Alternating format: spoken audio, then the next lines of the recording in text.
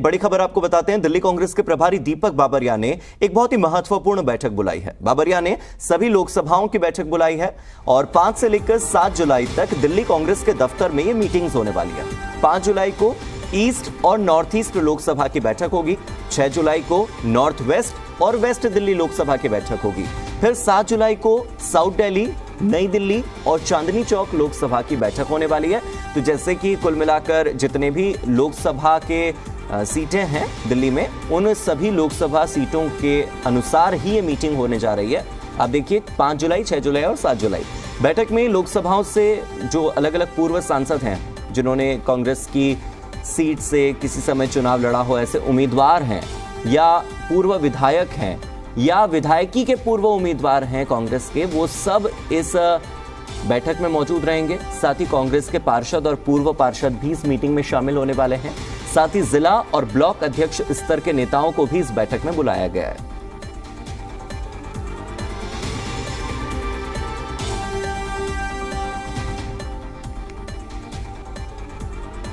और मेरे सहयोगी तरुण कुमार जुड़ गए हैं ज्यादा जानकारी के साथ। तरुण, यहां पर बताया जा रहा है कि लोकसभा क्षेत्र के अनुसार मीटिंग होने वाली है जिसमें पूर्व सांसदों को बुलाया जाएगा, पूर्व विधायकों को बुलाया जाएगा, कुछ पूर्व पार्षदों को बुलाया जाएगा। लेकिन ये बार बार जो हर पद के साथ पूर्व लगता है, आपको नहीं लगता कि दिल्ली में ये जो पूर्व है ये कांग्रेस के हर नेता के साथ जुड़ना, उसके पद के साथ जुड़ना कहीं ना कहीं कांग्रेस की कमजोरी को दृष्टिगोचर करता है? ये दिखाता है कि कांग्रेस जो है वो इतनी कमजोर हो गई है कि उनके पास अब सांसद नहीं है, उनके पास अब दिल्ली में विधायक नहीं है और धीरे धीरे उनके जो गिने चुने पार्षद हैं, एमसीडी के इलेक्शन में जिस तरह से कांग्रेस का हाल खराब हुआ है, अब रिवाइवल कैसे?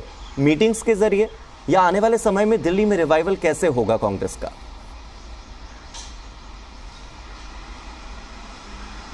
देखिए, स्थिति 2019 से अलग नहीं है। तब पार्टी का जो वोट शेयर था वो और ज़्यादा बेहतर था, लेकिन तब भी दिल्ली के अंदर बीजेपी 7-0 दूसरी बार करने के अंदर कामयाब हुई थी जी। लोकसभा चुनाव के अंदर कांग्रेस पार्टी के पास एज रहता है सत्तारूढ़ आम आदमी पार्टी के मुकाबले।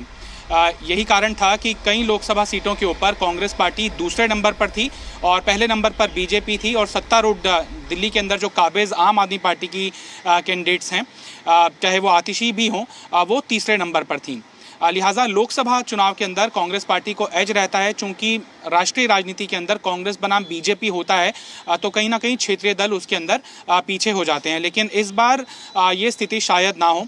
आपको याद होगा 2019 के अंदर कांग्रेस पार्टी ने अपने कद्दावर उम्मीदवार मैदान के अंदर उतारे थे। शीला दीक्षित जो उस समय के प्रदेश अध्यक्ष हैं, वो मनोज तिवारी के खिलाफ चुनाव लड़ने के लिए नॉर्थ ईस्ट दिल्ली से उतारी गई थी।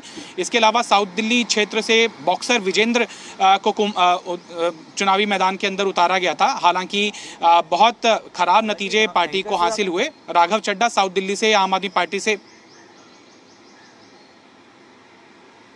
जी तरुण, और इसके अलावा बैठक में कौन कौन से वरिष्ठ नेता हैं जो शामिल हो सकते हैं, अगर आप नामों की चर्चा कर लें, क्योंकि अब ये जानना भी जरूरी है कि कांग्रेस के पास वो लॉयल चेहरे कौन कौन से हैं जो इस बुरी स्थिति में भी कांग्रेस के साथ हैं और कांग्रेस के रिवाइवल में कांग्रेस की मदद कर रहे हैं दिल्ली में। उन चेहरों का जिक्र करना बहुत जरूरी है। देखिए, दीपक बाबरिया की जब पहली बैठक हुई थी तब भी उन चेहरों का जिक्र हुआ था और उनसे सवाल पूछा गया था कि जो पूर्व अध्यक्ष हैं या फिर जो कांग्रेस पार्टी के मजबूत नेता हैं। हार्दिक, आपका सवाल है जी। आप अपनी बात पूरी कीजिए तरुण, आप अपनी बात पूरी कीजिए। देखिए, दीपक बाबरिया की जब पहली बैठक हुई थी तब भी ये सवाल पूछा गया था कि पूर्व दिल्ली कांग्रेस के अध्यक्ष अजय माकन इस बैठक के अंदर नहीं आए हैं, अरविंदर सिंह लवली इस बैठक के अंदर नहीं आए हैं, सुभाष चोपड़ा इस बैठक के अंदर नहीं आए हैं, देवेंद्र यादव इस बैठक के अंदर नहीं आए हैं। पूर्व अध्यक्ष के तौर पर सिर्फ जेपी अग्रवाल ही इस बैठक का हिस्सा बने हैं।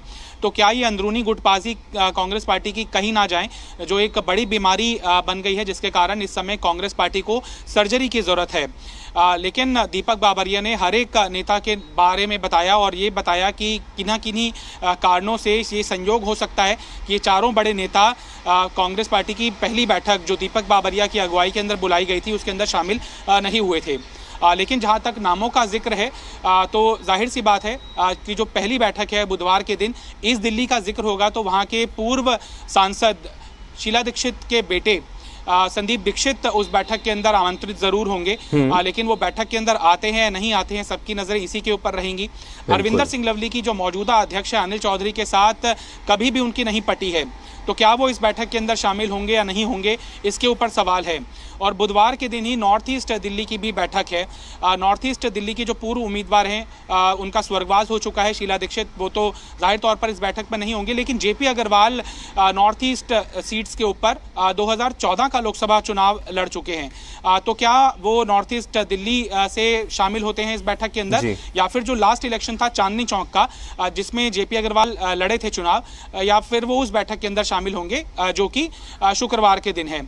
तो ये बड़े नाम हैं। इसके अलावा जो पूर्व विधायक हैं सबके आगे पूर्व इसलिए भी लगा हुआ है चूंकि 2020 के विधानसभा चुनाव के अंदर पार्टी जीती तो नहीं थी, लेकिन स्थिति ये भी थी कि 70 में से जो 67 उम्मीदवार थे कांग्रेस प्लस के, चूंकि अलाय भी हुआ था उनका एक रीजनल पार्टी के साथ, 67 उम्मीदवारों की जमानतें जब्त हुई थी। सिर्फ 3 उम्मीदवारों की जमानतें जब्त नहीं हुई थी, अरविंदर सिंह लवली की, देवेंद्र यादव की और अभिषेक दत्त की, जो कस्तूरबा नगर से, बादली से और रिस्पेक्टिवली गांधीनगर से। तो तरुण, हमने जो इस पूरे लाइव की शुरुआत की थी इसी सवाल के साथ की थी कि आप सोचे कि 67 लोगों की जमानतें जब्त हो रही हैं, जिन 3 लोगों की नहीं हो रही है उनके नाम के आगे भी पूर्व लग गया है।